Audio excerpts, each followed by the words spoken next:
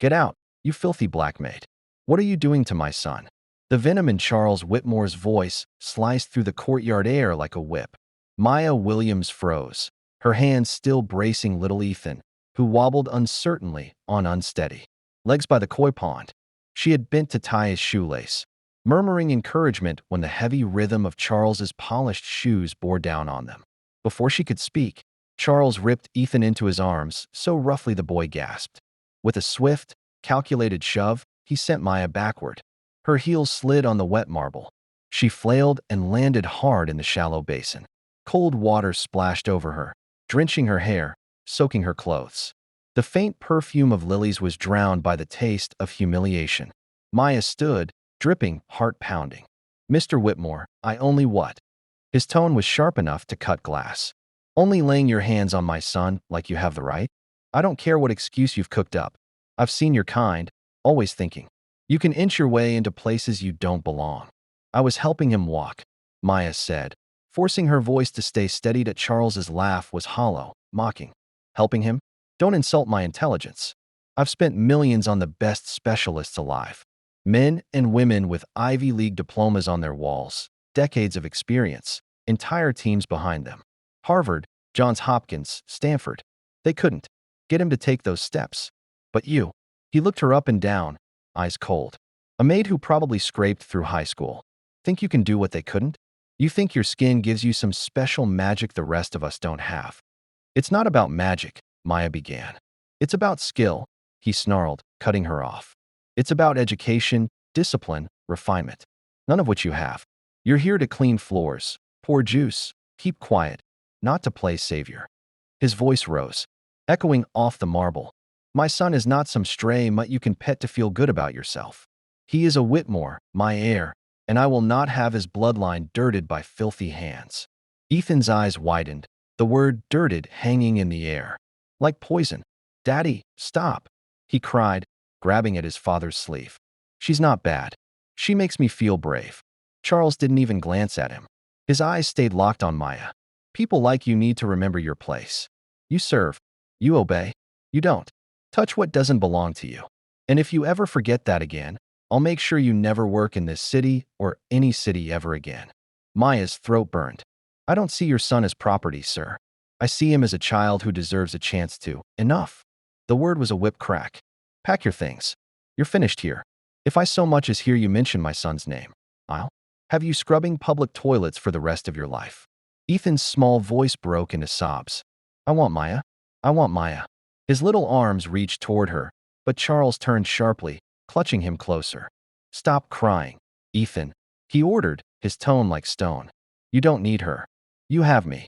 The boy's wails trailed behind them as Charles carried him inside, echoing through the polished halls. Maya stayed rooted by the pond, her clothes heavy, her skin chilled, not from the water, but from the sting of his words. She had been insulted before, but never with such surgical cruelty. Never with such precision aimed at her color, her heritage, her very right to stand where she stood. That evening, she packed in silence and left before the sun dropped behind the skyline. In his private study that night, Charles poured a glass of scotch, the amber liquid catching the dim light. He told himself he'd protected Ethan from false hope, from unqualified hands. But the image of his son's tear-streaked face refused to fade. On impulse, he reached for the remote, pulling up the courtyard camera feed. He expected proof of his correctness. What he saw instead made his chest tighten. There was Ethan teetering near the pond. Maya knelt to tie his shoelace, smiling gently. And then, clear as daylight, Ethan took 3 deliberate steps toward the bench. No therapist guiding him.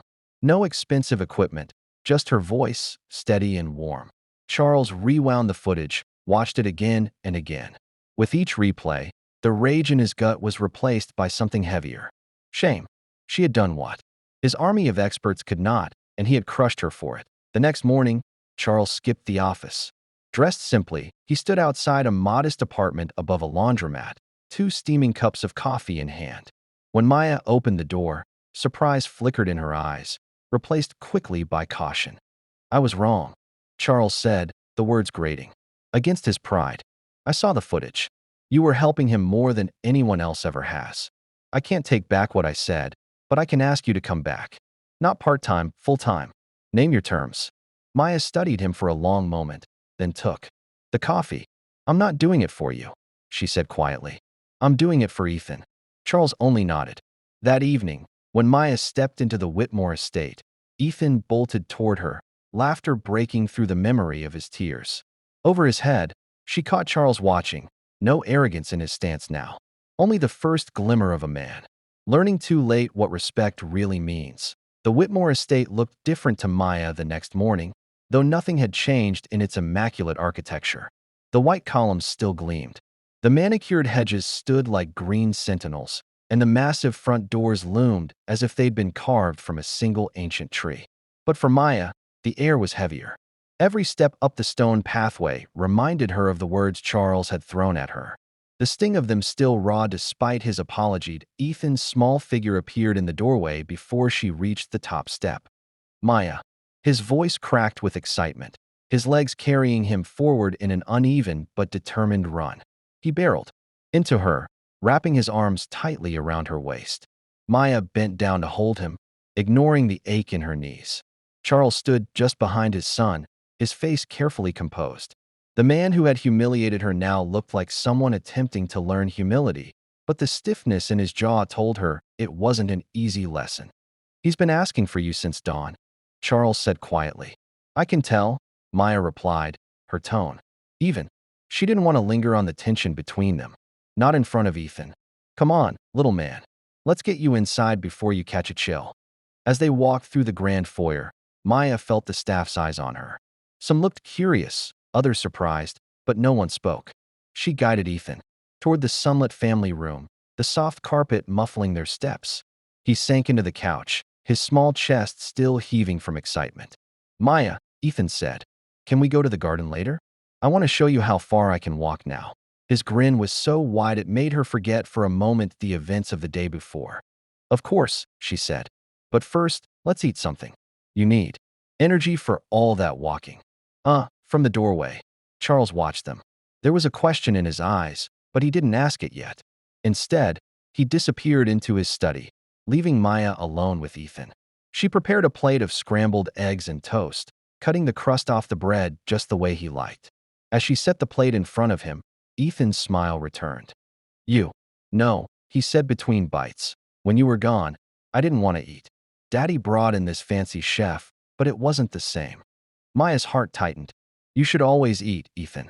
But I'm glad I'm back now. By mid-morning, Charles called for Maya to join him in the study. The heavy oak door closed behind her, with a quiet thud, and she stood before his desk, the sunlight from the tall windows casting long shadows across the room. I owe you more than just an apology, Charles began, his voice low. What I said yesterday, there's no excuse. I let my pride and my prejudice speak for me. It wasn't just wrong. It was ugly. Maya met his gaze evenly. It was more than ugly. It was personal. You didn't just question my ability, Mr. Whitmore. You questioned my worth. Charles leaned back, the leather chair creaking under his weight. I know, and I'm not asking you to forgive me overnight. I'm asking for a chance to show you I can be better for Ethan's sake, if not for mine. Maya didn't reply right away. Instead, she thought of Ethan's eager face when he'd seen her that morning. I'm here for him, she said finally. Not for you. But if you want to be part of his progress, then you'll need to learn to listen to him and to me. He nodded, a flicker of humility breaking through his guarded expression. Agreed. That afternoon, Maya and Ethan returned to the garden. The koi pond shimmered in the sunlight, the lilies swaying gently in the breeze. Ethan took her hand and began to walk, each step steadier than the last. Charles appeared at the edge of the path, watching silently. Look, Daddy, Ethan called, his voice full of pride. I can make it all the way to the bench. Charles's lips twitched into the faintest smile. I see, he said, but his eyes lingered on Maya, acknowledging her role without words. When Ethan reached the bench, he raised his arms in triumph. Maya clapped softly, the sound carrying in the quiet garden. Charles approached, crouching beside his son. You've done well, Ethan, he said. Really well. Because of Maya, Ethan replied, as if that were the most obvious truth in the world. Charles's gaze shifted to her again. This time, there was no arrogance, only the uncomfortable realization that his son's victories were tied to the very woman he had once dismissed. Later that evening, after Ethan had gone to bed, Maya found herself in the kitchen making tea. Charles entered quietly, his footsteps soft against the tile. "You don't have to make your own tea," he said. "I prefer it this way," Maya replied without looking up. He hesitated before speaking again. "I want you to know, I've been thinking about what you said this morning, about listening. It's not something I've been good at. Not with Ethan, and certainly not with people." He trailed off, searching for the right word. "People I've judged too quickly." Maya poured hot water into her cup. "It's not about being good at it. It's about choosing to do it." Charles gave a slow nod. "Then I'll choose it." For a moment, the kitchen was quiet except for the sound of the kettle cooling. Charles seemed as if he wanted to say more, but instead, he left, leaving Maya alone with her thoughts to eye in her small room at the back of the estate. Maya looked out the window at the darkened garden. The koi pond glimmered faintly under the moonlight. Yesterday, it had been the scene of her greatest humiliation in years. Today it had become a place of small victory. She knew there would be more challenges ahead.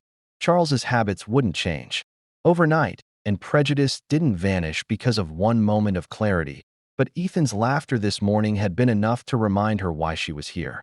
And as she drifted to sleep, she made herself a promise. She would see this through, not just for Ethan's sake, but for her own. The next chapter in their lives had begun, and neither she nor Charles could predict where it would lead.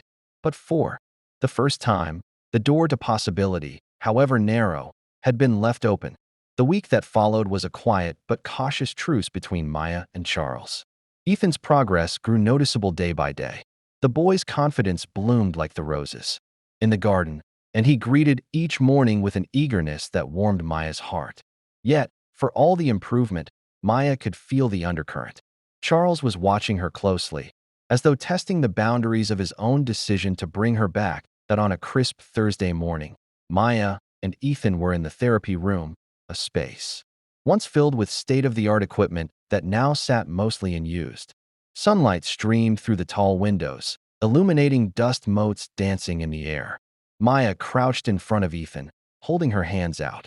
"One step at a time," she said, softly. "Look at me, not your feet." Ethan grinned, wobbling but determined. He took 3 steps, then 4, his small fingers brushing hers as he reached her. "I did it," he exclaimed. "You did more than that," Maya replied, hugging him gently. "You believed you could." The door creaked open. Charles stood there holding a tablet under his arm. "Morning," he said, his tone neutral, but eyes scanning the room. "How's he doing today?" "Better than yesterday," Maya answered, keeping her voice even. Charles walked in, setting the tablet down on a nearby table. "Good? Because I want to take him to a fundraiser dinner next week. It's important. A lot of people will be there, and I need them to see him improved." Maya straightened immediately, sensing the edge in his tone.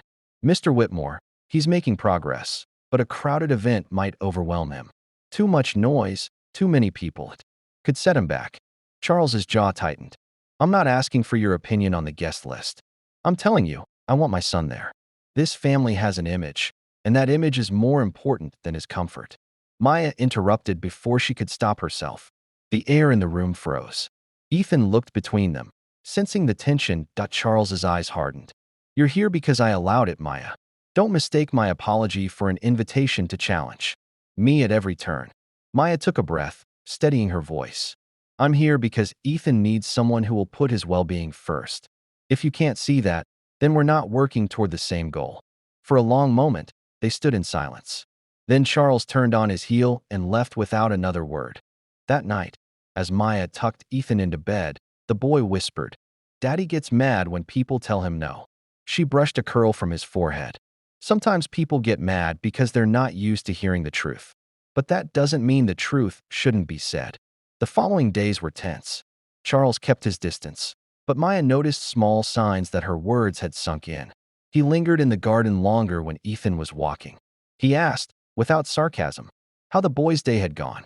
Still, the looming dinner remained unspoken between them until the morning of the event. Charles appeared at breakfast dressed in a tailored navy suit. "Maya," he said, "I've been thinking. If Ethan comes tonight, it will be on your terms. You'll be with him the entire time. If he wants to leave, we leave. Agreed. It wasn't an admission of fault, but it was as close as Charles could manage. Agreed, Maya said. That evening, the grand ballroom of the Fairmont Hotel shimmered with chandeliers and the low hum of polite conversation. Guests in evening gowns and tuxedos moved through the room like pieces on a chessboard. Maya stayed close to Ethan, her hand resting lightly on his shoulder as they navigated the crowd. At first, Ethan clung to her side, his eyes wide at the sea of unfamiliar faces. But then a man with a warm smile knelt down and introduced himself. "You must be Ethan. I'm an old friend of your father's," he said, handing Ethan a small toy car. The boy's face lit up. For a while, things went smoothly. Charles worked the room, shaking hands and making introductions. Ethan even managed to walk across the marble floor to greet a group of guests, his steps steady. Maya watched with quiet pride until she heard it. A woman's voice, low but sharp, drifting from a nearby cluster of guests. "I'm surprised Charles lets the help hover so close. In my day, the nanny knew to stand back." Another voice joined in, dripping with disdain. "Especially one like her. It's not the image you'd expect." Maya felt the words like stones in her chest. She had endured whispers before, but here in front of Ethan, it was different. She turned to guide him away, but he had heard them too. His small brow furrowed. "Why are they saying that?" he asked. Before she could answer, Charles's voice cut through the murmurs. "Is there a problem here?" His expression was polite, but his tone carried an edge that silenced the group. One of the women gave a brittle laugh. "Oh, Charles, we were just surprised to see your employee playing such a prominent role tonight." Charles's eyes flicked to Maya, then back to the women. "Maya is not just an employee. She's the reason my son is walking again. And if anyone here has a problem with that, you can take it up with me directly." The group shifted uncomfortably, their smiles faltering. Maya felt a rush of conflicting emotions, gratitude, surprise, and something like the beginning of respect. Ethan squeezed her hand. "See, Daddy knows you're good," he whispered. Later, as they left the event early by mutual agreement, Ethan dozed in the back seat, his head resting against Maya's arm. Charles drove in silence for a while before speaking. "They were wrong to say what they did, and I was wrong to ever make you feel the same way." Maya met his eyes in the rearview mirror. "Words matter, Mr. Whitmore. So do actions." He gave a single nod. "I'm working on both." As they pulled into the estate's driveway, Maya realized the evening had been more than just a test for Ethan. It had been a test for Charles, too.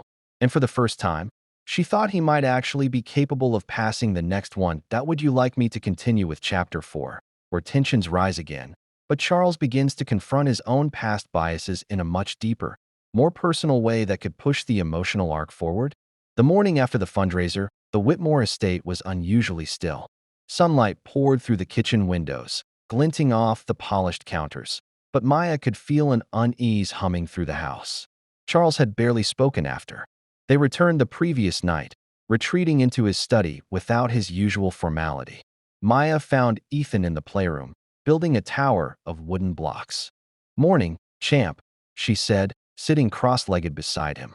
"Morning, Maya," he replied, not looking up, but his voice was softer than usual. "Why do people look at you like that, like you don't belong here?" The question caught her off guard. She searched his face, wondering how much truth to share. "Sometimes, people see differences before they see the person," she said carefully. "And sometimes they don't understand what those differences mean." Ethan frowned, placing another block on the tower. "But I understand. You help me. You make me brave. That should be enough." Maya's throat tightened. "It is enough for me, Ethan. More than enough." Before she could say more, Charles's voice came from the doorway. "Ethan, why don't you go get dressed for the garden? I want to talk to Maya." Ethan shuffled off, glancing over his shoulder once before disappearing. Charles stepped into the room, his hands in his pockets. "You handled yourself well last night. Better than I did years ago," he said. "Years ago." He exhaled as if debating whether to continue. "When I was Ethan's age, my father employed a driver, Henry, a black man. The kindest person I knew.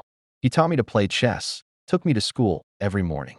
One day, I overheard my father telling him he'd never be anything more than the help. I didn't say a word. Not then, not ever. And Henry, he left a week later. I never saw him again." Maya studied him, her voice quiet but firm. And you grew up to repeat the same words to someone else. His jaw tightened. I told myself I was different, that I respected hard work, no matter where it came from. But last week, I proved myself wrong. She let the silence hang for a moment. Respect isn't about telling yourself you have it. It's about showing it every day in the choices you make. Charles nodded, the admission landing heavily between them. I want to change that, but I'm not sure I know how. You start by listening, she said simply, by treating people as more than what you think they are. The conversation ended there, but something in his expression told her it wouldn't be the last they'd have about it. That afternoon, Maya and Ethan were in the garden again, practicing his balance along the stone path. Charles joined them unexpectedly, carrying a small wooden box. Henry's chest set. He explained when Maya looked at it. I found it in storage. Thought Ethan might like to learn. Ethan's eyes lit up. Can Maya teach me? Charles hesitated only a second before nodding. If she's willing. They set up the pieces on the bench near the koi pond. Maya explained the moves patiently, her hands guiding Ethan's as he learned to move the knights and bishops. Charles watched quietly, his face unreadable. Partway through the lesson, a voice called from the far end of the garden. It was Charles's older sister, Margaret, impeccably dressed and wearing an expression that radiated disapproval. Charles, she said, striding toward them. Mother called me this morning. She's heard about this arrangement. She's concerned. Maya felt Ethan tense beside her. What arrangement? Charles asked, his voice deliberately mild. That you've hired this woman as Ethan's caretaker? Margaret said, as though the words tasted bitter. You know Mother's feelings about. She glanced at Maya, her meaning unspoken but clear. Appearances matter, Charles. The Whitmore name matters. You can't have. She waved a dismissive hand. This paraded around in public. Charles's expression didn't change, but his voice was iron. This woman's name is Maya Williams. She's the reason Ethan is walking again. If Mother has a problem with that, she can speak to me directly. Margaret's lips pressed into a thin line. You've changed, she said coldly. And not for the better. Maybe, Charles replied. Or maybe I've just stopped pretending the old way was right. She turned sharply and walked away, the sound of her heels fading down the path. Ethan looked up at Maya, worry flickering in his eyes. Are they going to make you leave again? Maya smiled faintly. Not if your dad has anything to say about it. Charles's gaze met hers over the chessboard. Not this time, he said, and there was a quiet certainty in his tone. That evening, over dinner, the air at the table felt lighter despite the earlier confrontation. Ethan chattered about his chess game, and Charles listened, occasionally glancing at Maya with something like gratitude. Later, as she was leaving the dining room, Charles stopped her. Thank you for not walking away today, he said. She raised an eyebrow from Margaret.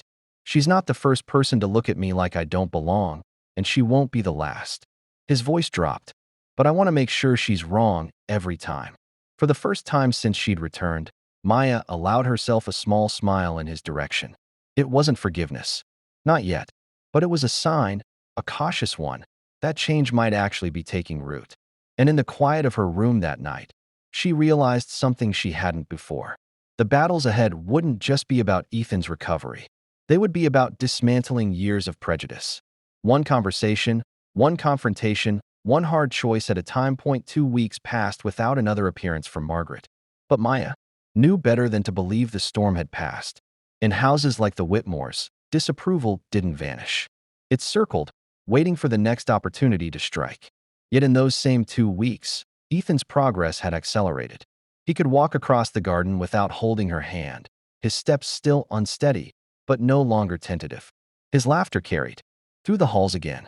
That alone made the tension worth enduring. One Tuesday morning, Maya was helping Ethan into his jacket for a short walk when the front doors opened to reveal a tall, thin man in an immaculately tailored suit. His hair was the color of steel, and his eyes were cold in a way that reminded her of polished marble. Mr. Whitmore, the butler announced, your father is here.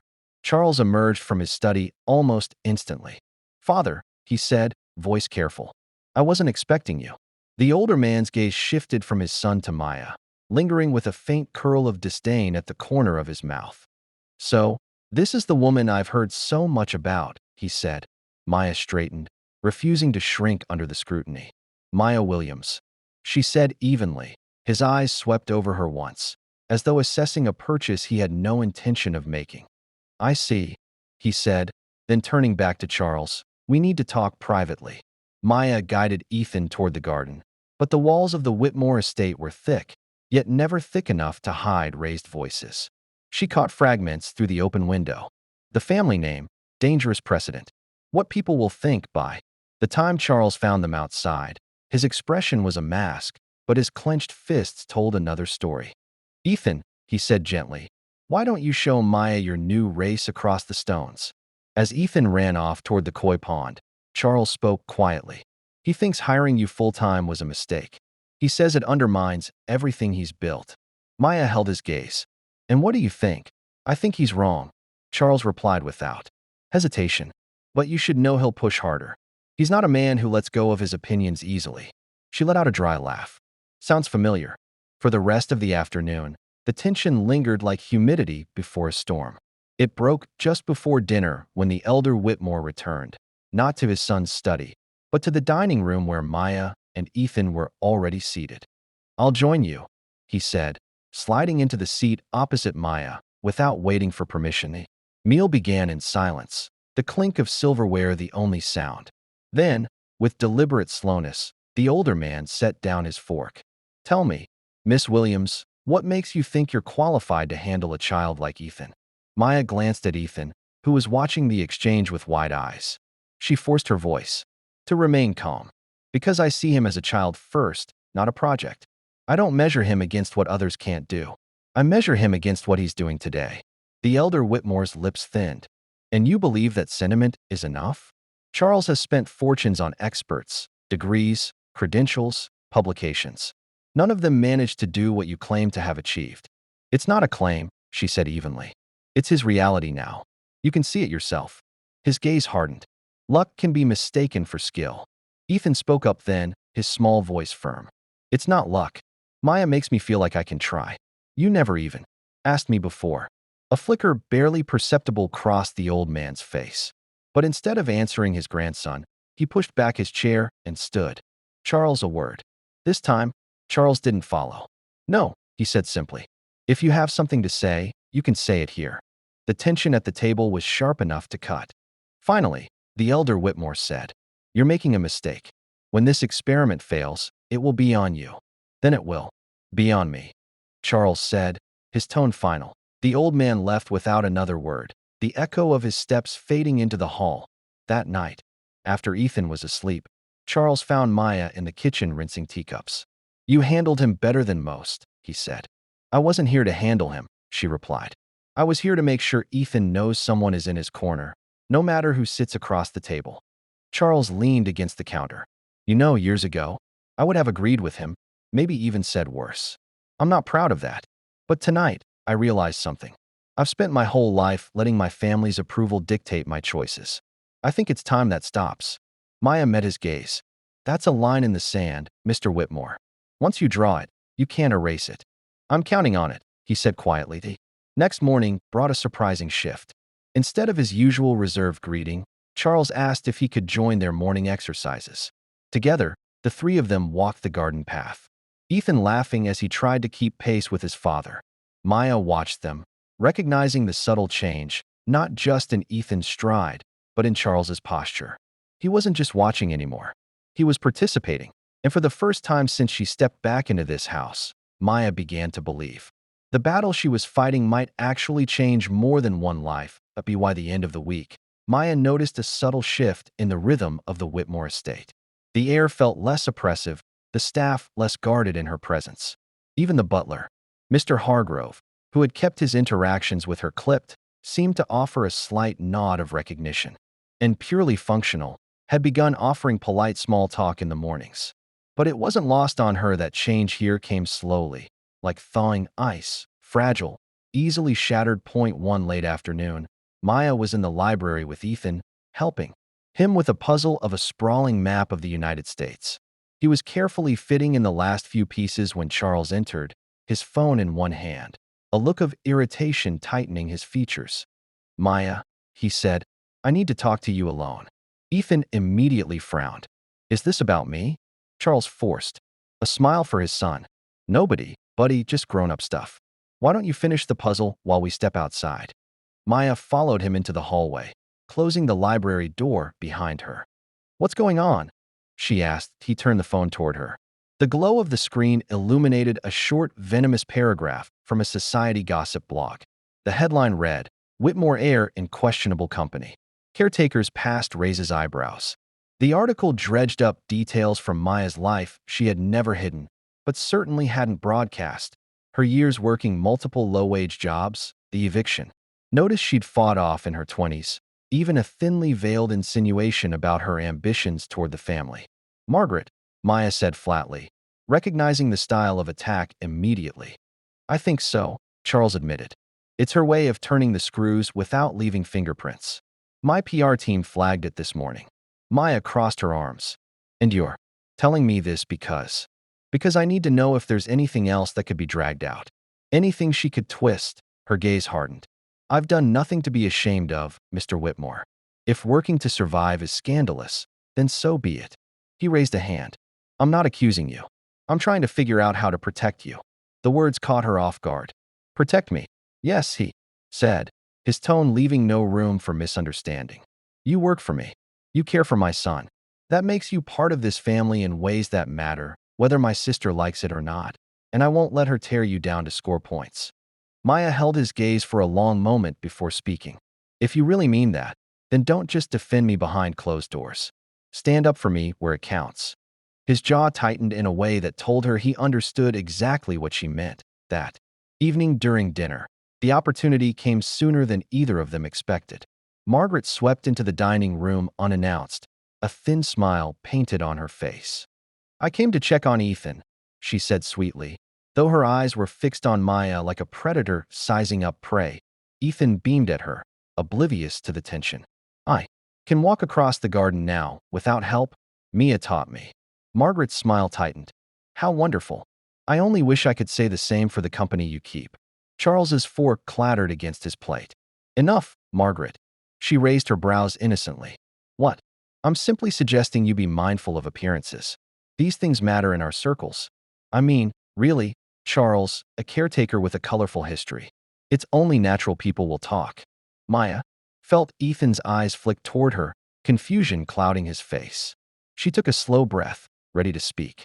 But Charles's voice cut in louder than she'd ever heard at this table. Maya's history is one of perseverance and strength. She's done more for my son in a few weeks than all the specialists and so-called experts I hired over the years. If people want to talk about that, let them. Margaret's smile faltered. You can't be serious. I'm entirely serious, Charles said, his voice like steel. If your only concern is what the neighbors think, then maybe it's time you stopped visiting. The room went silent. Even Mr. Hargrove, passing through with a tray, paused mid-step. Margaret's cheeks flushed, but she said nothing further, turning on her heel and leaving the dining room. Ethan broke the silence first. Does this mean she won't come back? Charles glanced at Maya, then back to his son. It means she'll think twice before saying something unkind about someone who's part of this household. Later that night, Maya found herself alone in the kitchen, brewing tea to settle the adrenaline still coursing through her. Charles entered quietly, leaning against the counter. I hope I passed your test, he said. She arched a brow. Test? You told me to stand up for you where it counts. I thought that counted. Her lips curved into a faint smile despite herself. It did.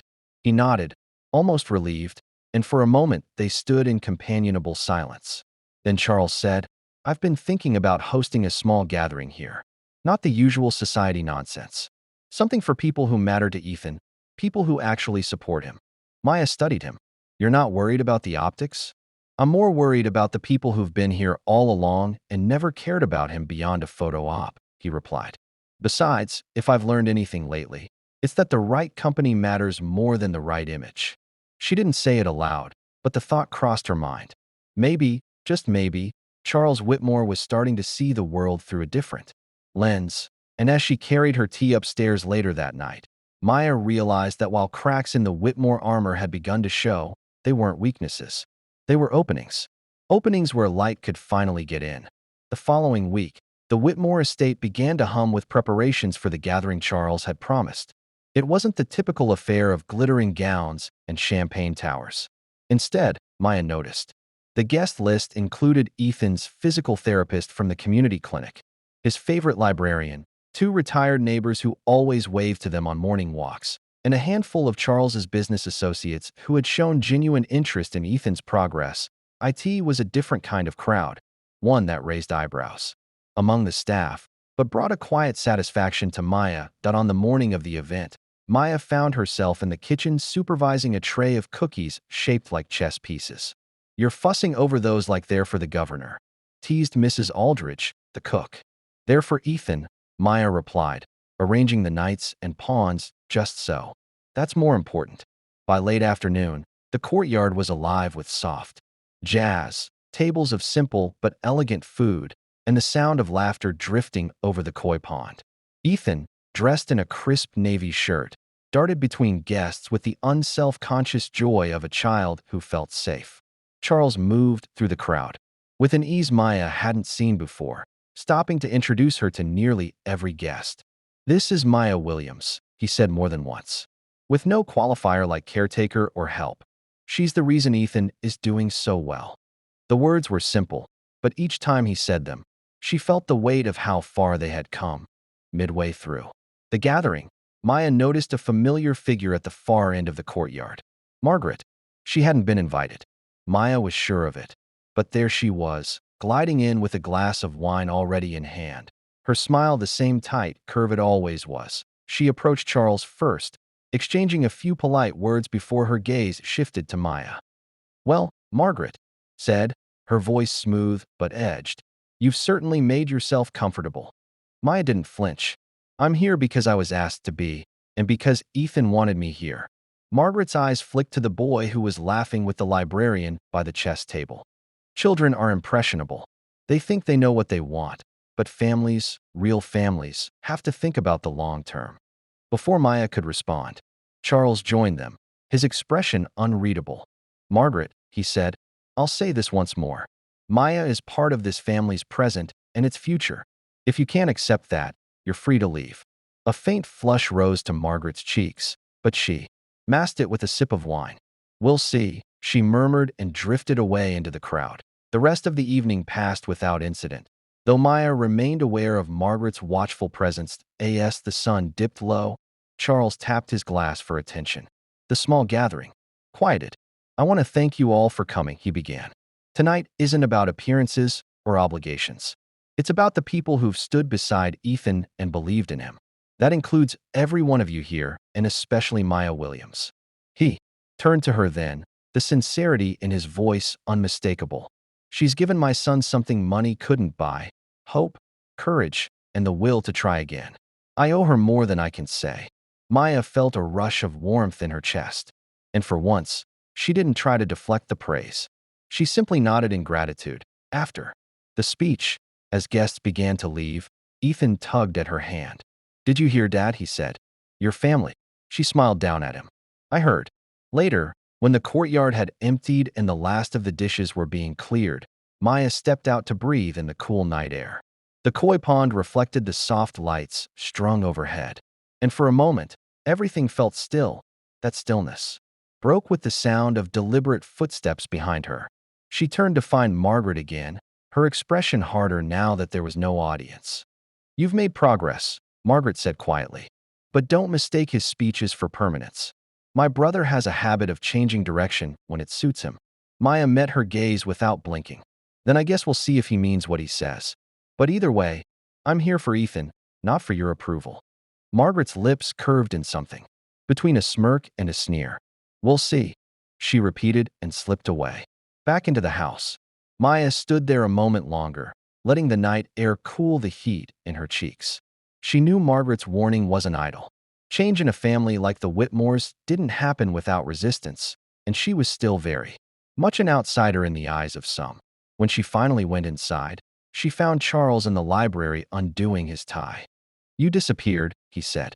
"Just needed some air," she replied. "It was a good night." "It was," he agreed, leaning back in his chair. "And it's only the beginning."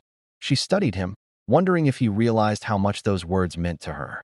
For the first time since stepping into the Whitmore estate, She allowed herself to believe that maybe, just maybe, the lines they'd drawn in the sand were holding.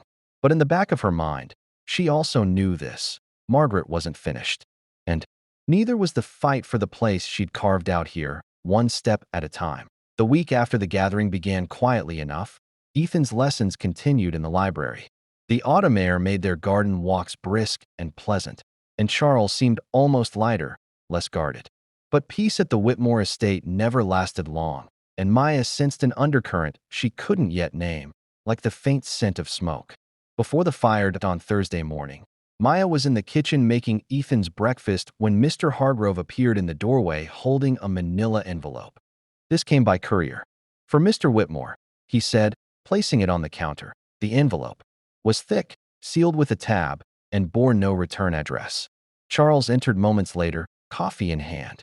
He took the envelope, tore it open without ceremony, and slid out a neat stack of photographs. The first was of Maya leaving a small grocery store, a paper bag tucked under one arm. The next, taken on a different day, showed her unlocking the door to her modest apartment building.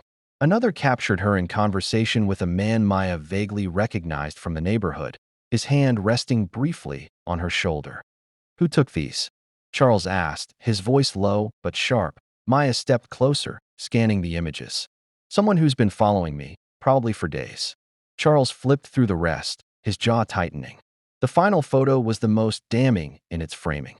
Maya handing Ethan a glass of water in the courtyard, his small hand reaching for hers.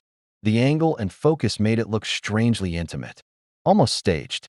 "They're trying to build a narrative," Maya said flatly. He looked up at her. "Margaret, it wasn't a question." Maya crossed her arms.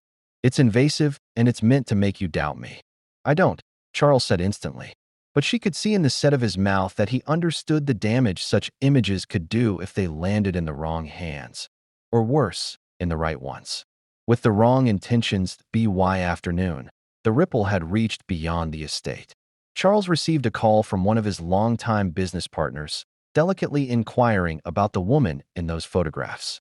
Maya wasn't in the room for the conversation, but she could hear the measured calm in Charles's voice, the way he was holding back the edge of anger. That evening, after Ethan was asleep, Charles called her into the study. The photographs were spread out across his desk like evidence in a trial. "They're meant to humiliate you," he said. "But make no mistake, they're meant to corner me.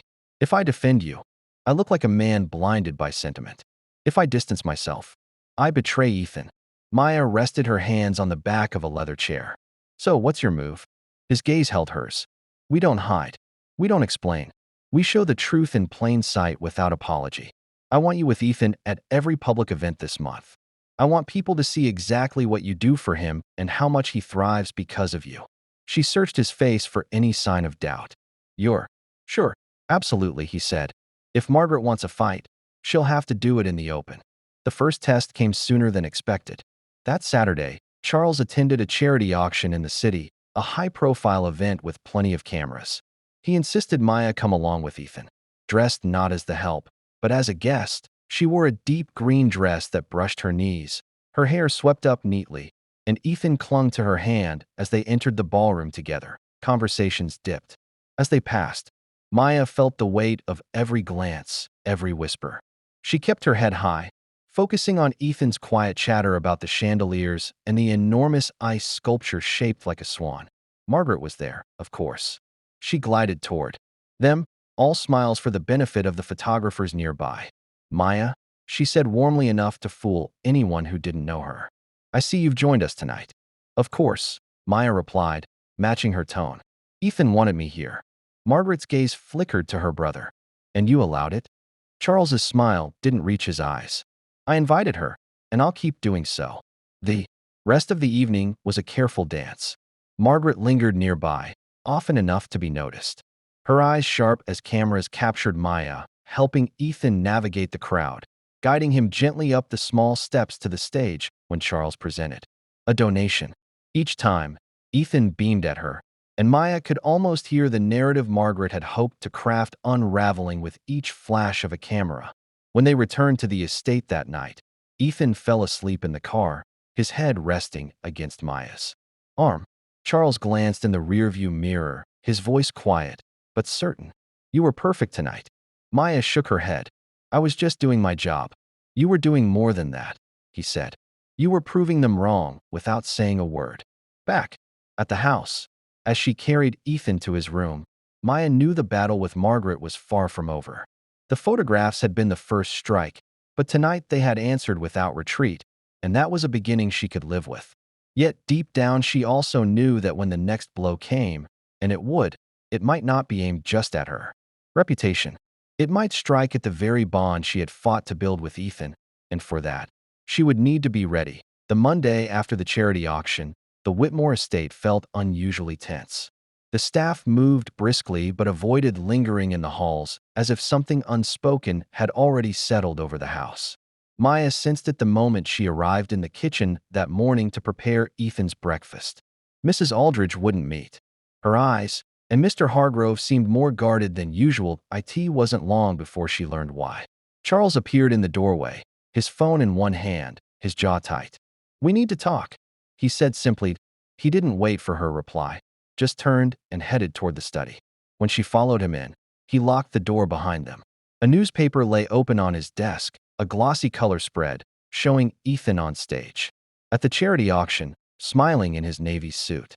But beside him, the photographer had captured Maya, her hand lightly on his shoulder. The caption beneath read, "Whitmore heir's mysterious companion. Who is she, and why is she always at his side?" "That's not the worst of it," Charles said, tossing another paper onto the desk. This one was nastier, the headline in bold. "From Maid to Manipulator."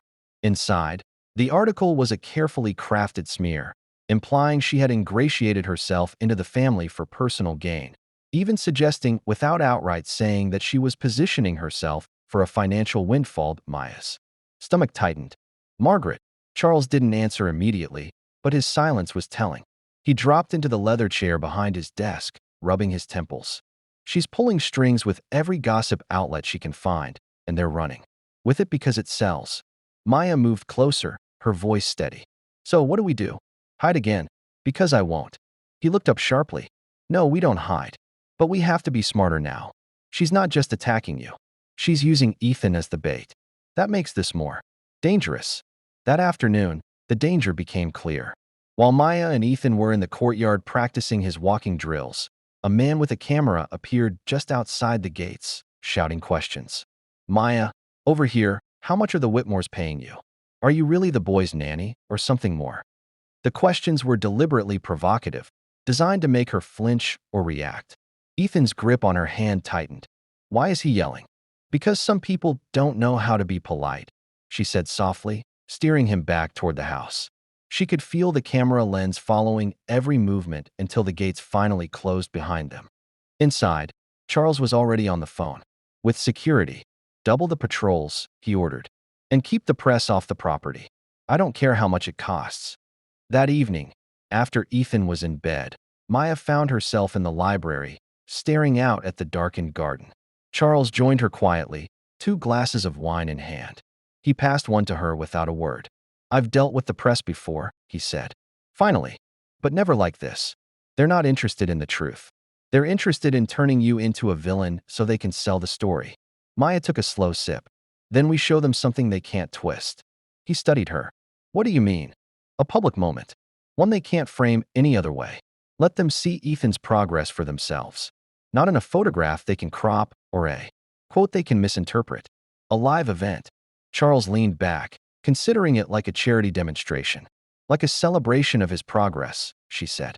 "Invite the community clinic staff, his old therapists, people who've actually helped him along the way. If the press wants to cover it, fine. Let them see the truth in real time." It was risky. Maya knew that Margaret would likely try to twist even that into something ugly, but the alternative was to let the narrative be written without her. The next day, Charles set the plan in motion. Invitations went out, and within 48 hours, the estate was buzzing with preparations. Maya worked closely with Ethan to rehearse his walking routine, pacing him so he wouldn't tire too quickly. He was eager, proud of every extra step done on the morning of the event, the driveway filled with cars. Guests mingled on the lawn while reporters kept behind a velvet rope, trained their cameras on the small wooden platform set up near the garden.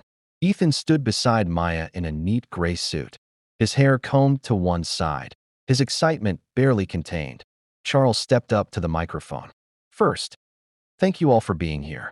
Today is about celebrating Ethan's journey and the people who've helped him along the way. His gaze flicked toward Maya, a silent acknowledgement. With that, I'll let him show you himself. Ethan took a deep breath, then began to walk slow, deliberate steps, but steady. Maya walked beside him, her hand hovering, but not touching.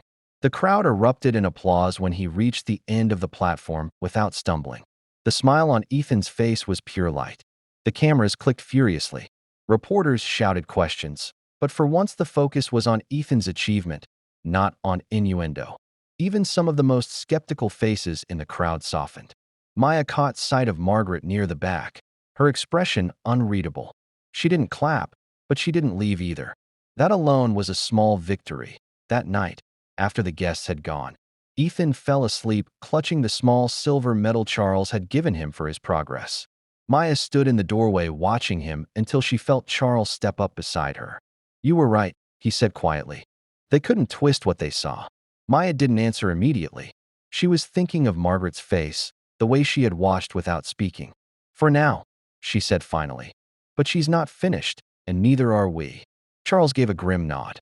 "Then we'll be ready." The shadow over the house hadn't lifted entirely. But for the first time, Maya felt they'd pushed it back, if only a little, and that was enough to keep going. 3 days after Ethan's public demonstration, the media storm shifted tone.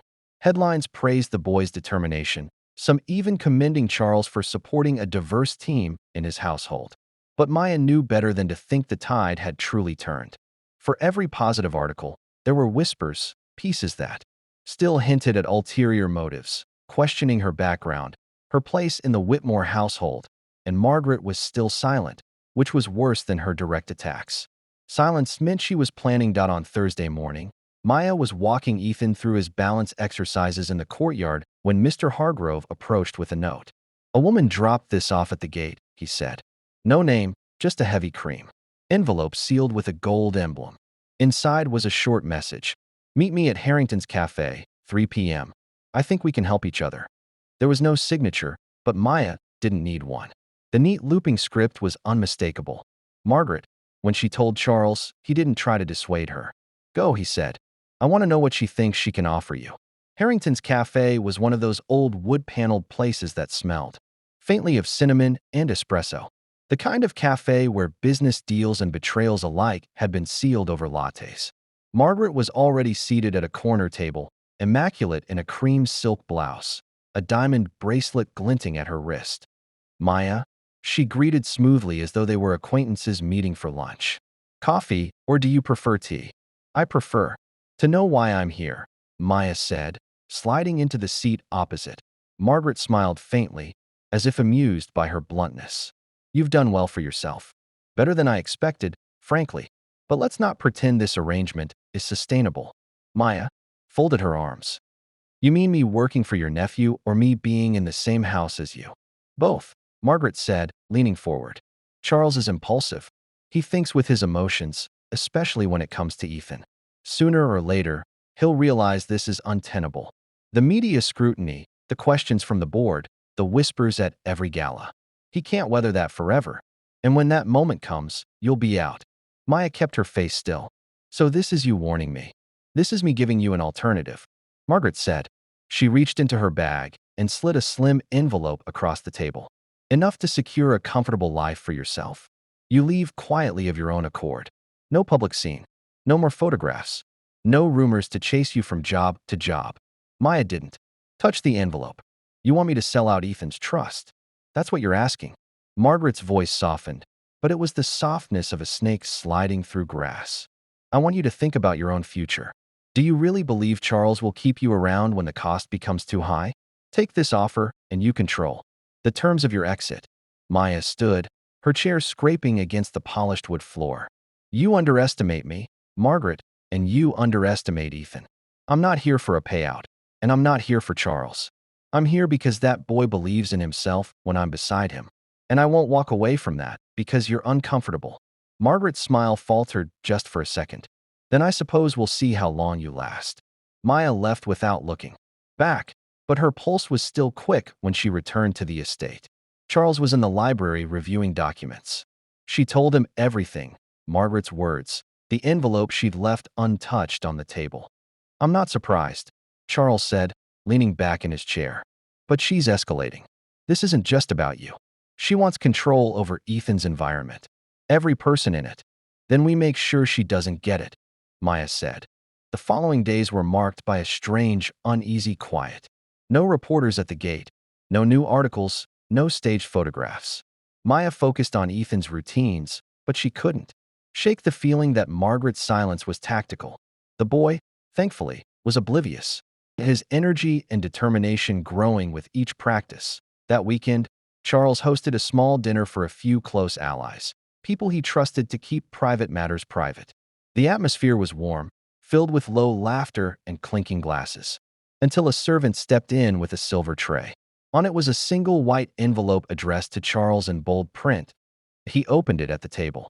Inside was a single photograph. Ethan standing in the courtyard, Maya kneeling beside him, her hand on his back. The image was harmless on its own, but scrolled across the bottom in red ink were the words, "How much longer will you risk him?" Charles's expression darkened as he passed the photo to Maya. Around the table, conversation died into silence. She's threatening us now, Maya said quietly. Not us, Charles replied. You. That night, long after the guests had gone, Charles found Maya in the kitchen, her hands wrapped around a mug of tea she hadn't touched. She's not going to stop, Maya said. No, Charles agreed. But neither will we. You've already proven her wrong once. We'll do it again. They stood there for a long moment, the quiet of the estate wrapping around them like a fragile truce. Outside, the night pressed close against the windows, and somewhere in the dark, Maya imagined Margaret smiling to herself, already planning the next move if she wanted a war, Maya thought. Then it was time to stop playing defense. It was time to fight back. By Monday morning, the photograph with the red-inked threat had been burned into Maya's thoughts. She replayed it while making Ethan's breakfast, while helping him with his physical therapy, even while walking the long marble halls of the Whitmore estate. The message wasn't just intimidation. It was a warning. Margaret was making her intentions clear. She wanted Maya gone, and she was willing to rattle the very foundation of Ethan's security to get it. That afternoon, Charles summoned Maya to the study. The heavy curtains were drawn against the late autumn sun, casting the room in a muted amber glow. On the desk lay several folders, a notepad filled with his dense handwriting, and his laptop open to an email thread. We're not waiting for her. To make the next move, he said without preamble. Maya pulled out a chair. So, what's the plan? We fight back strategically. I've already instructed my legal team to prepare a cease and desist for any further defamation or harassment. But legal pressure alone won't stop Margaret. She thrives on drama. If we want to weaken her, we take away the platform she's using to spread her poison. Maya raised an eyebrow. Meaning, Charles said, leaning forward. We expose her motives before she can twist the story again. She's been painting you as a manipulator, someone here for personal gain. But the truth, she's threatened you, bribed you, and targeted Ethan to get you out. If we bring those facts to light, she loses credibility. Maya hesitated. You're talking about going public with this? Yes, Charles said, his tone resolute. But on our terms, not through the tabloids, through a controlled interview, someone I trust, someone who won't sensationalize it. We'll tell the story from the beginning. Let the public see exactly who you are and what you've done for Ethan. Let them see Margaret for what she is. The idea made her uneasy. That means putting Ethan in the spotlight again. I'll protect him, Charles said firmly. He doesn't have to be in the interview. This is about you, your voice. The more they know about your dedication to him, the harder it will be for Margaret to sell her lies. They spent the next 2 days preparing. Charles arranged a meeting with Diane Cooper, a seasoned journalist known for her integrity and calm demeanor. Someone respected even by the most cynical corners of the press. Maya was reluctant, but when Diane arrived at the estate, her presence was surprisingly reassuring. She spoke to Maya like a peer, not a subject, and made it clear she wasn't there to dig for scandal, only truth. In the library, With the cameras discreetly positioned and the fireplace glowing in the background, Diane began. Maya, you've been with the Whitmore family for how long now? 7 months, Maya said, her voice steady though her hands clasped tightly in her lap. And in that time, you've worked closely with Ethan on his mobility. Yes, Maya replied. When I arrived, Ethan struggled to take more than a few steps without assistance. He'd been through countless medical treatments, therapies, but he was discouraged. I focused on making the process something he enjoyed, something that felt less like a burden and more like an adventure. Over time, he began to believe he could do more, and he did. Diane nodded, giving her space to elaborate.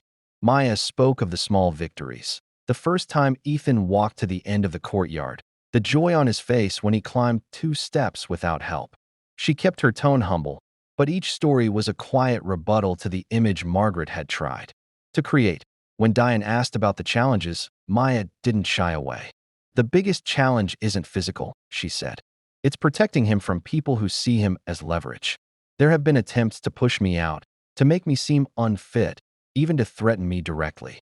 But I'm here because Ethan trusts me, and I won't betray that trust. After the interview, Diane assured them the piece would air in a week, uncut and without spin. It was a risk, but one Maya felt strangely at peace with. That evening, while Ethan slept, Maya and Charles sat in the kitchen.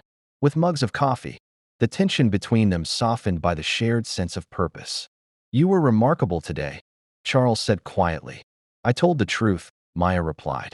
And sometimes, he said, that's the most powerful thing you can do. But even as they spoke, Margaret was moving.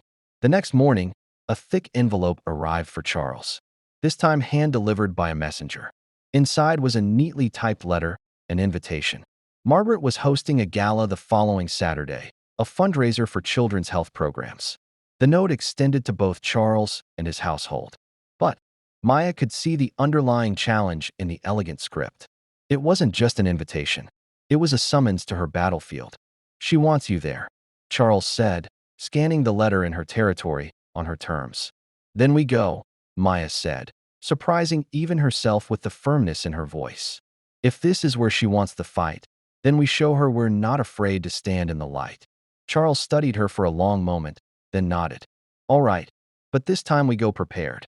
As the week wore on, the preparations began, not just for a public appearance, but for a confrontation that would either cement Maya's place in Ethan's life or give Margaret the opening she'd been clawing for. One way or another, the battle lines had been drawn. The Whitmore limousine rolled to a smooth stop outside the Metropolitan Grand Hotel. Its sweeping marble steps bathed in golden light from the crystal chandeliers inside.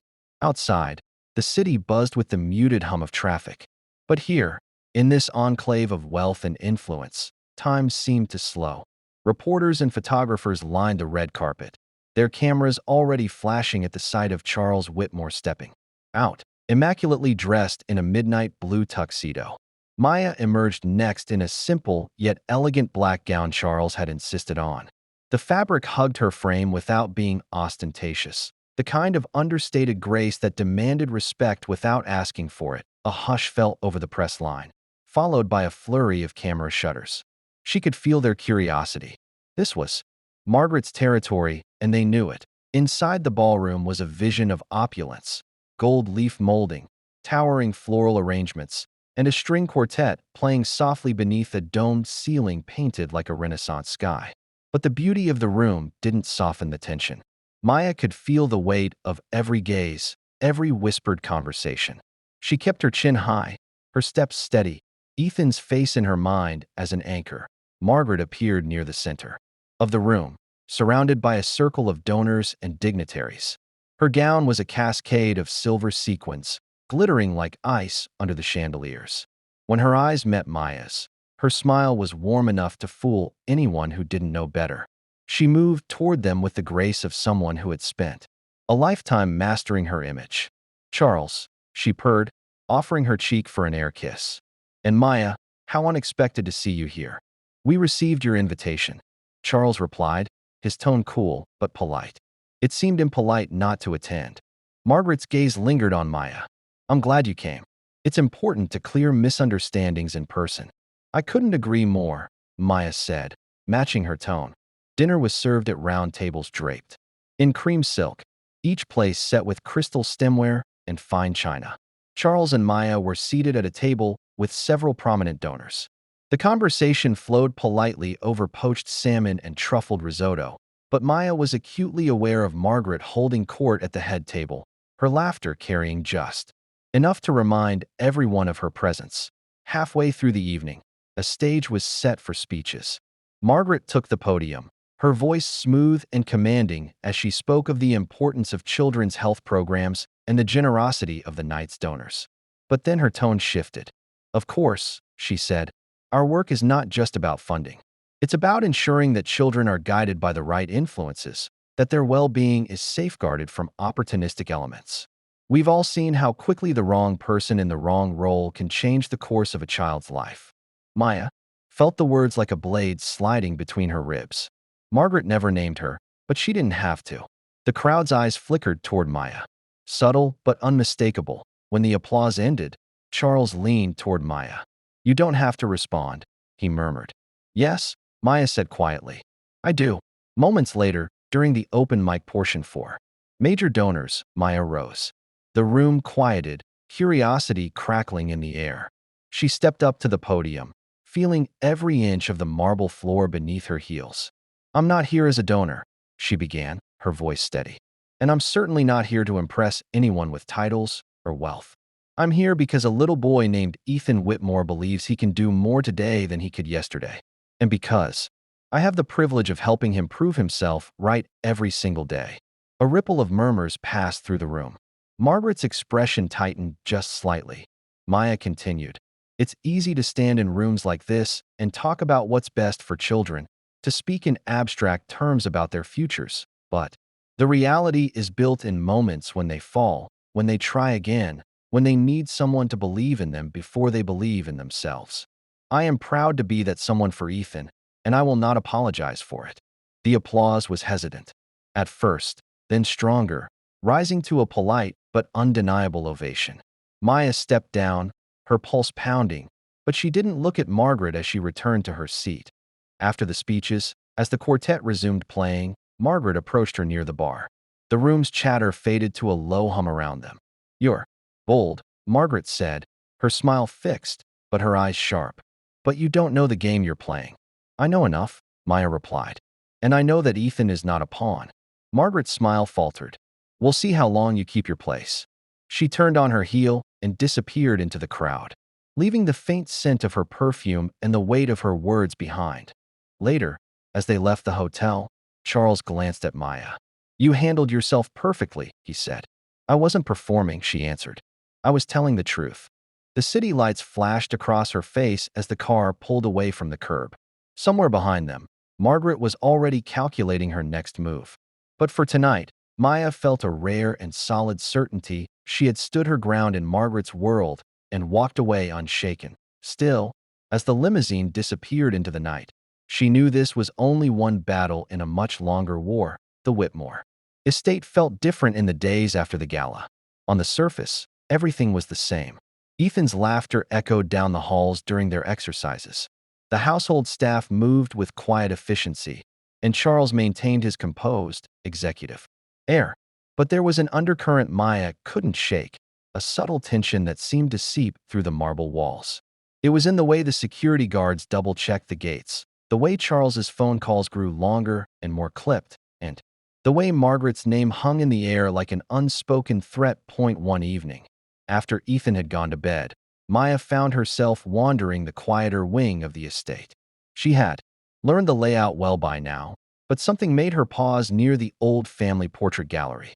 The dim sconces lit a row of paintings, stoic Whitmore ancestors staring down from gilded frames, each face a reminder of a lineage steeped in privilege.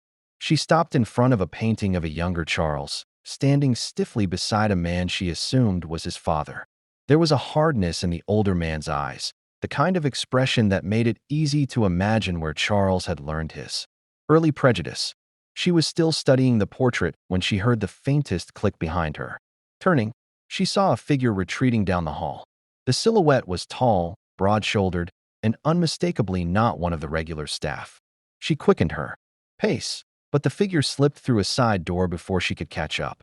When she opened it, she found herself looking into an empty storage corridor. Whoever it was, they were gone. The next morning, she told Charles, his jaw tightened. No one outside the staff should have access to that wing. I'll have security review the footage. By mid-afternoon, he returned with a grave expression. The cameras in that hallway were disabled for 2 hours last night.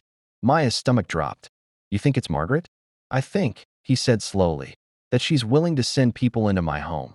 And that makes this more dangerous than I realized. That night, Charles had additional security brought in. Ethan wasn't told the details, but he sensed something was wrong. Why are there more guards, Maya? He asked as she tucked him in. Because your dad wants to make sure you're extra safe, she said, brushing his hair back gently. Will you still be here in the morning? His voice was small, uncertain. Maya smiled softly. Always. 2 days later, Maya's phone buzzed with an unknown number. Against her better judgment, she answered. Margaret's voice was smooth as silk. I hope you enjoyed your little speech at the gala. You've certainly made yourself visible. What do you want, Margaret? To remind you, Margaret said, that visibility comes with consequences. You're not untouchable. The more you insert yourself into this family, the more you'll regret it. I'm not afraid of you, Mia replied. Then you're a fool, Margaret said. Before hanging up, Mia set the phone down, her hands trembling, not from fear, but from the effort of keeping her composure. She went to find Charles, relaying the call. Word for word. This ends, Charles said, his voice low but laced with steel. She crossed the line the moment she involved people in our home. We're going to end this on our terms. How? Maya asked. By showing her she's already lost, he said. And I think I know exactly how. The next step involved a delicate balance. Charles contacted Diane Cooper, the journalist who had interviewed Mia weeks earlier. He explained the situation. And not every detail, but enough for Diane to understand the stakes. They arranged a follow-up interview, this time focusing not only on Ethan's progress, but on the importance of trust and loyalty and caregiving. The piece would run alongside a segment about threats faced by families with high public profiles, positioning Maya not as a liability, but as a protector. On the morning of the interview, Ethan surprised Mia by presenting her with a small, unevenly wrapped package. It's for you, he said, grinning. Inside was a silver charm bracelet. One small charm, shaped like a pair of shoes. So, you remember you helped me walk, he explained. Mia's eyes burned. She knelt to hug him, holding on longer than usual. I'll never forget, she whispered. That afternoon, as the cameras rolled in the sunlit courtyard, Mia spoke candidly about her role, her challenges, and her unwavering commitment to Ethan. Charles joined briefly, speaking with uncharacteristic warmth about the trust he placed in her. Ethan's laughter could be heard in the background, genuine and bright. By the time the crew left, Mia felt lighter, but she also knew Margaret wouldn't let this pass unanswered. That evening, her prediction proved correct. A black SUV idled outside the gates for over an hour before finally driving off. Security couldn't trace the plates registered to a shell company with no public records. Charles stood at the window, watching the tail lights disappear. She's watching, he said. But so are we. Later that night, Maya passed the portrait gallery again. This time, she didn't stop to study the paintings. Instead, she walked straight to the end of the hall where a narrow window overlooked the side driveway. In the faint light, she saw a lone figure at the edge of the property just beyond the gates. Looking in, the moment they realized she was watching, they stepped back into the shadows and vanished. It was a reminder Mia didn't need. The game wasn't over. Margaret was still out there circling, waiting for an opening. But as she turned away from the window, Mia made herself a promise. She would not give her one. The morning after spotting the shadowy figure beyond the gates, Maya awoke to the sound of Ethan's laughter echoing faintly from the courtyard. It was a welcome sound, but she couldn't shake the weight of the night before. She moved through her routine with deliberate calm, making his breakfast, setting out his therapy equipment, while her mind worked through the possibilities of who had been watching. When she joined Ethan outside, Charles was already there, crouched beside him as they arranged wooden blocks into elaborate towers. It was a rare sight. Charles relaxed, his time missing, his sleeves rolled up. But when he saw Maya, the levity in his expression dimmed. He rose and stepped aside with her. Security combed the perimeter again this morning, he said quietly. No signs of forced entry, but the same set of footprints near the north fence. The same size and tread pattern as the night before. Maya felt her stomach tighten.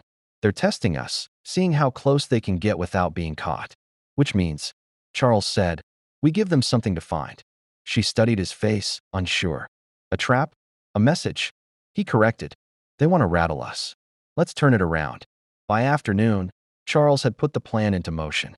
2 security consultants arrived, former law enforcement. Discreet, but efficient. They inspected the property, noting blind spots in areas where an intruder might linger undetected. Then, they set up a decoy. A locked storage shed near the far edge of the grounds, stocked with innocuous but expensive-looking equipment. Hidden cameras were installed inside and around it along with a silent alarm. If they take the bait, Charles said, we'll have them on record before they even realize they've been caught. Maya couldn't help but feel uneasy. Margaret was manipulative, yes, but would she risk something as blatant as a break-in? Still, the thought of finally having proof was tempting. That evening, she kept Ethan occupied indoors. They worked on a jigsaw puzzle in the living room, the soft hum of jazz from the record player filling the air. Every so often, she caught herself glancing toward the windows, waiting for the signal that the trap had been sprung. It came just after 9. A barely audible chime sounded in Charles's phone, an alert from the silent alarm. He appeared in the doorway. Almost immediately, phone in hand, eyes locked on hers. They're in. Security moved swiftly, converging on the shed from 3 sides. Charles and Maya stayed back, watching the live feed from the camera on his phone. The intruder wore dark clothing. A hood pulled low, gloved hands working quickly at the shed's lock. Within seconds, they were inside, rifling through the staged equipment. Then came the moment Maya hadn't expected. The intruder turned just enough for the camera to catch a partial profile. It wasn't Margaret. It was a man tall, mid-40s, with a scar running along his jawline. She didn't recognize him, but the way he moved, confident, purposeful, made her certain he wasn't acting alone. Security intercepted him before he could leave. The footage showed him going still, then raising his hands in surrender. Within minutes, police arrived at the estate. Charles handled the officers with cool efficiency, insisting that Maya and Ethan remain upstairs. When Charles returned to the study later, Maya was waiting. Who is he? She asked. Name's Victor Hensley. Charles said, pouring a drink but not touching it. Former private investigator. He's done contract work for people looking to dig up dirt they can't get through legal channels. Margaret, Maya said. Certain now. Most. Likely, Charles agreed. But proving it is another matter. He's not talking, and without a direct link. It's just speculation. Maya felt the familiar frustration building. So she can send someone into this house and walk away untouched. Not if we make it cost her, Charles said, his voice low. Every move she makes, we answer. She's trying to play this in the shadows. Let's drag her into the light. The next morning, Charles's legal team filed a restraining order against Victor, citing the break-in and trespassing. It wouldn't touch Margaret directly, but it sent a signal. They were documenting everything. Point 2. Days later, Maya received another anonymous envelope. Inside was a single photograph, grainy, taken from a distance, but unmistakably her and Ethan in the park weeks earlier. On the back, scrolled in neat, blocky handwriting, were the words, "He's safer without you." She brought it straight to Charles. He studied it for a long moment, his jaw tight. She's not stopping. She's escalating. Maya's voice was steady. Then so do we. That afternoon, Charles made a call to a contact in the media world. The upcoming Diane Cooper piece would now include not only their personal story, but also the harassment without naming Margaret, but with enough detail to make it clear someone was crossing dangerous lines. Diane agreed immediately. If this is happening to you, she said, it's happening to others. People need to see it. As the week wore on, the estate settled into a tense but watchful rhythm. The trap had worked, just not in the way they'd expected. Instead of removing the threat, it had confirmed its reach. Maya knew that Margaret wouldn't back down now. If anything, she would double her efforts. But as she watched Ethan take a few unassisted steps across the playroom floor that Friday, his face glowing with pride, Maya felt her resolve crystallize. She was no longer just defending herself against Margaret's games. She was defending Ethan's right to grow, to feel safe, to believe in the people who stood beside him, and that she decided was a fight she would never lose. The morning sun spilled through the floor-to-ceiling windows of the Whitmore estate. But the warmth it carried didn't reach Maya. She stood at the kitchen counter, the smell of fresh coffee mingling with the faint scent of lemon from the cleaning staff, her mind replaying the words scrolled on the back of that photograph. "He's safer without you." Ethan sat at the table building towers out of pancakes before eating them, his laughter a fragile counterweight to the storm brewing outside. Charles entered, his phone pressed to his ear, his expression grim. He ended the call and set the phone down with deliberate care. "That was Diane," he said. "The story airs tomorrow night. She's going all in. Your work with Ethan, the harassment, the break-in, everything." Maya felt a knot tighten in her chest. "That's going to make Margaret furious." "That's the point," Charles said. "She wants to stay in the shadows. We're forcing her into the light." Ethan looked up from his plate. "Are we in trouble?" Maya knelt beside him. "No, sweetheart. We're just telling the truth. Sometimes people don't like that, but it's still the right thing to do." Later that day, Charles's PR team arrived, their briefcases and laptops filling the living room with a low hum of strategy talk. They coached Maya on how to frame her answers for Diane's follow-up, anticipating every possible smear that could come from Margaret's camp. Charles, uncharacteristically, seemed almost restless, pacing, checking his phone, making calls that carried a sharper tone than usual. By evening, the house was quiet again, but the silence felt heavy. Maya wandered out to the courtyard, the koi pond glinting in the fading light. She remembered that first awful confrontation with Charles. The sting of his words, the cold shock of the water. So much had changed since then, yet the threat hanging over them felt as sharp now as it had that day. The next morning brought a different kind of tension. The Diane Cooper segment had been teased on the network's social media channels overnight, and by breakfast, the comments were pouring in, most supportive, some hateful. Maya scrolled through them cautiously, knowing Margaret would see this as an open challenge. By noon, it began. A tabloid site ran an exclusive, claiming Maya had a criminal record, citing an arrest from 8 years ago. The headline was explosive, but the article was thin, half-truths, strung together with speculation. Maya knew exactly where it had come from. She brought the article to Charles. "This is her," Maya said. He scanned it, his jaw hardening. "It's already being picked apart by our legal team. There's nothing in here they can prove. And once the piece airs tonight, this garbage will look like exactly what it is, a smear campaign." But the attack still stung.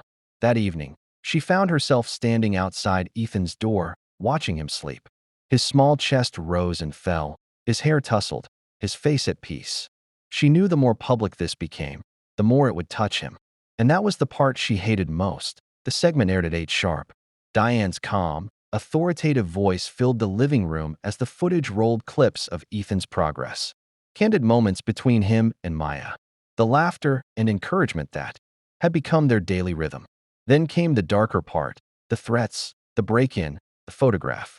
Diane stopped short of naming Margaret, but the implication was there, woven carefully into the narrative. The response was immediate. Social media lit up, not just with support for Maya, but with outrage at whoever was targeting her.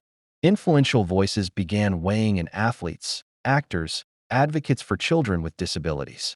The hashtag #StandWithMaya started trending by the time the segment ended. Charles watched it unfold with a quiet intensity. "She's boxed in now," he said. "If she pushes back publicly, she risks exposing herself. If she stays silent, she loses control of the narrative." But Margaret didn't stay silent. By morning, a slickly produced video appeared online featuring her in an immaculate white blouse, speaking about the importance of vetting those who influence vulnerable children. She never named Maya, but the subtext was crystal clear. Charles slammed his laptop shut. "She's trying to reframe it, make herself look like the responsible one." Maya exhaled slowly. "So what's our move?" "We don't react," Charles said. "Not yet. Let the public decide who they believe. And believe me, right now, they're on your side." Still, the battle was taking its toll. 2 days later, a crowd of reporters gathered outside the estate gates, shouting questions whenever a car passed. Some neighbors complained about the disruption. Others brought baked goods and quiet words of support to the security post. Ethan, sensing the unease, clung to Maya more than usual. One afternoon, while they worked on his balance exercises in the playroom, he looked up at her and asked, "Are you going to go away?" Her throat tightened. "No, Ethan, I'm here always." That night, Charles came to her with a new development. Victor, the man from the break-in, has agreed to talk under certain conditions. "What kind of conditions?" she asked. "He wants immunity from prosecution in exchange for what he knows. My lawyers think it's worth considering if he can give us proof Margaret hired him." Charles let the thought hang in the air. It could end this. Maya finished. The meeting was set for the following evening at a secure location downtown. Charles insisted on going alone with two of his security team, but Maya had a bad feeling she couldn't shake. Before he left, she told him, "Be careful. She's not going to let you win without a fight." He gave a tight nod, kissed Ethan goodnight, and was gone. Maya spent the next 2 hours pacing the living room, the silence of the estate pressing in on her. When her phone finally buzzed, it was a text from Charles. "We got something. I'll explain when I'm back." Relief washed over her until another buzz followed, this time from an unknown number. "You should have left when you had the chance." Her hands went cold. She stared at the message, knowing exactly who it was meant to be from. And for the first time, she wondered if Margaret's endgame was darker than either of them had imagined. Charles returned just after midnight, his expression tight, his overcoat still damp from the cold drizzle outside. Maya was waiting in the living room, the only light coming from a single lamp beside the sofa. Ethan was asleep upstairs, but she hadn't been able to rest since the second message appeared on her phone. "What happened?" she asked as soon as he stepped inside. He didn't answer right away. Instead, he set a manila folder down on the coffee table and poured himself a drink, the amber liquid trembling slightly as it filled the glass. "Victor talked," Charles said finally. "And he didn't just talk. He gave me a flash drive, emails, payment records, all of it." Maya's breath caught. "From Margaret?"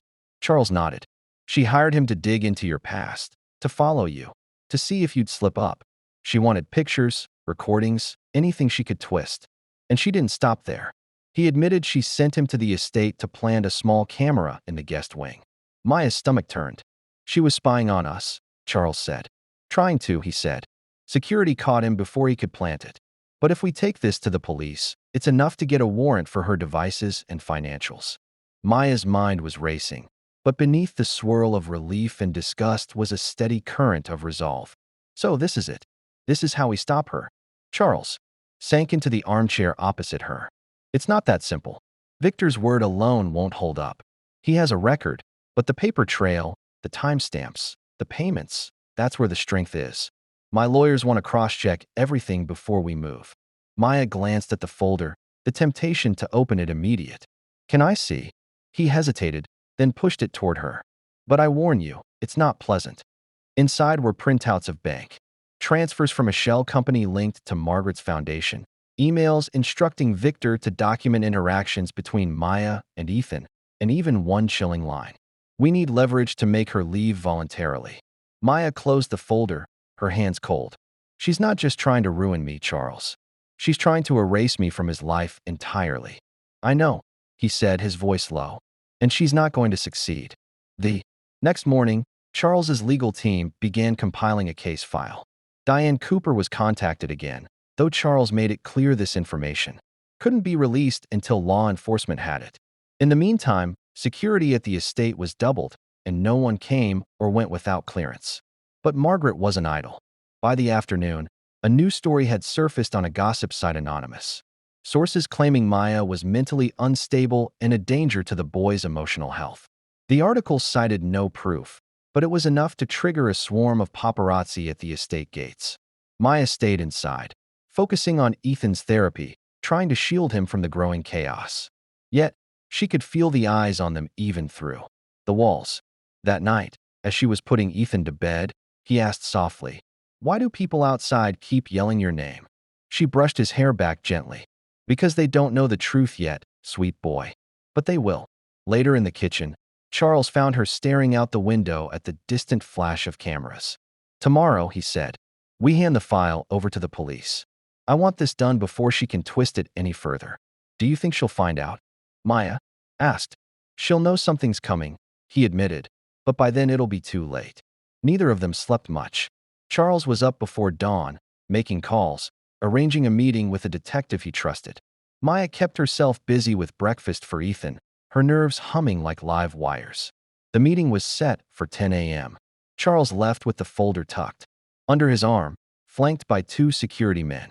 Maya stayed behind, trying to keep Ethan occupied with a painting project in the sunroom. It was just after 11 when her phone buzzed again, another message from the same blocked number. He won't make it to the station. Maya's blood ran cold. She dialed Charles immediately, but the call went to voicemail. She tried one of the security men, no answer. Her hands shook as she called the estate's head of security. They left on schedule, he said, his voice tense. We've had no contact since. Maya's mind raced. She wanted to believe it was just Margaret bluffing. Another psychological jab, but the silence on the other end of those calls nodded at her. She paced the sunroom, glancing at Ethan, who was blissfully unaware as he smeared blue paint across his canvas. An hour later, Charles finally called. I'm fine, he said quickly before she could speak. They tried to run us off the road on Riverside Drive. Security handled it. We're at the station now. Maya's knees nearly gave out with relief. You scared me half to death. Good, he said dryly. Now you know how I feel every time she makes a move. By late afternoon, the file was in police hands, and the detective assured Charles an investigation would begin immediately. It wasn't an arrest, not yet, but it was the first real step toward stopping Margaret legally. That night, over dinner, Charles seemed almost lighter. She's going to feel this, he said for the first time. She's not the one holding the cards. Maya looked across the table at Ethan, happily chattering about his day, and felt the smallest flicker of hope. Maybe, just maybe, the worst was behind them. But as she cleared the dishes, her phone buzzed one last time that night. Another blocked message. This one was only 2 words. Your turn. The flicker of hope went out. The words, your turn, lingered in Maya's mind long after she set the phone down. They weren't just a threat. They were a promise. She sat at the edge of her bed that night, the glow from the phone screen casting a faint light on her hands. She didn't sleep. Every creak of the house made her flinch. Every passing car outside sent her hard into a sprint. By morning, she had resolved to tell Charles about the message. He was in the study, still in his shirt sleeves, speaking on the phone in that clipped, businesslike tone she had come to recognize as his battle mode. When she told him, his jaw tightened, and he ended the call mid-sentence. She's rattled, he said. That means we're getting close, but it also means she's going to push harder. Charles, Maya said quietly, I can handle her smears. I can handle her lies, but I won't let her drag Ethan into danger. We need to think about what happens if she comes at us directly. He leaned back in his chair, studying her. I've already increased security rotations. No one gets near the estate without clearance. But you're right, she's unpredictable now. I'll have someone with you at all times, even inside the house. That afternoon, Charles's legal team called with an update. The police had acted on the evidence and obtained a search warrant for Margaret's home and office. It was scheduled for early the next morning, carried out quietly to avoid alerting her in advance. The idea of her losing control of her pristine image cracking brought a grim satisfaction to them both. But that night, the war came to their doorstep again. It was just after 8 when the power went out. The entire estate plunged into darkness. The only sound the startled cry of Ethan from upstairs. Maya grabbed a flashlight and hurried to his room, finding him wide-eyed but unharmed. It's okay, sweetheart, she murmured, pulling him close. We're safe. From downstairs came the sound of hurried footsteps, security sweeping the grounds. Charles appeared at the top of the stairs, his face grim. Backup generators are coming online. Stay in his room until I say otherwise. 15 to 10 minutes later, the lights flickered back. The head of security reported that the main power line had been tampered with just outside the property in a spot barely visible from the road. Whoever had done it had slipped away before the patrols could reach them. Charles didn't need to say it. They both knew whose hand was behind it. The next morning, the search of Margaret's property went ahead. The detective handling the case called Charles directly. We found multiple devices, phones, laptops, tablets, some with encrypted files. We also recovered a set of photos and documents that match what your PI described. We're sending them to forensics now. Maya exhaled slowly, tension easing just enough for her shoulders to drop. So this is it. They have her. They have enough to make her sweat. Charles said. But the DA will need everything airtight before pressing charges. And Margaret's not the type to go down without a counterstrike. The counterstrike came faster than either of them expected. That afternoon, a letter arrived by courier. No return address. Inside was a legal notice. Margaret had filed for an emergency injunction claiming Maya was mentally unfit to care for Ethan and requesting a court-ordered evaluation. The hearing was set for 3 days later. Maya read it twice, her pulse pounding. She's trying to use the system against me. Charles took the papers, scanning them with a frown. It's desperation. She knows the criminal case is circling her, so she's going after your credibility in the civil courts. My lawyers will handle it, but we need to be ready for her to drag every personal detail into the open. The days leading to the hearing were a blur of preparation. Charles's attorneys met with Maya daily, walking her through possible lines of questioning, rehearsing calm but firm answers. She felt like every part of her life was under a magnifying glass. Her childhood, her work history, even her medical records. Ethan sensed the tension, clinging to her more than usual. One evening, as they read together in the library, he looked up and said, "You're not leaving, right?" Her voice caught, but she forced a smile. "I'm not leaving, no matter what anyone says." When the day of the hearing arrived, the courtroom was cold, the fluorescent lights harsh. Margaret sat at the opposite table, flawless in a tailored navy suit, her expression serene, as though she were the picture of reason, but her eyes sharp, calculating, never left Maya. The arguments were brutal.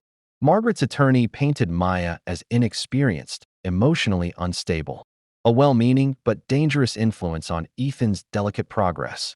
Charles's team countered with testimony from Ethan's doctors, therapists, and even neighbors who had seen the boy's transformation since Maya came into his life. When it was her turn to speak, Maya's voice was steady, but every word carried the weight of truth. She spoke about Ethan's fears, his victories, and the way he smiled when he accomplished something new. She didn't talk about herself, only about him. In the end, the judge denied Margaret's request for an injunction, citing insufficient evidence and acknowledging Ethan's remarkable improvement under Miss Williams' care. It wasn't a full victory in the larger war, but it was a decisive blow. In that battle, outside the courthouse, cameras flashed. Charles shielded Maya and Ethan from the crowd, but not before she caught a glimpse of Margaret watching from the steps, her smile gone. That night, back at the estate, Charles raised a glass at dinner. "To small victories," he said. Maya clinked her water glass against his to not letting her win. But later, alone in her room, Maya found another envelope slipped under her door. No note this time, just a single Polaroid photo. It was of Ethan taken from outside the estate's fence, the angle slightly tilted as if snapped in a hurry. Her blood turned to ice. The message was clear. Margaret wasn't finished. She was closer than they thought.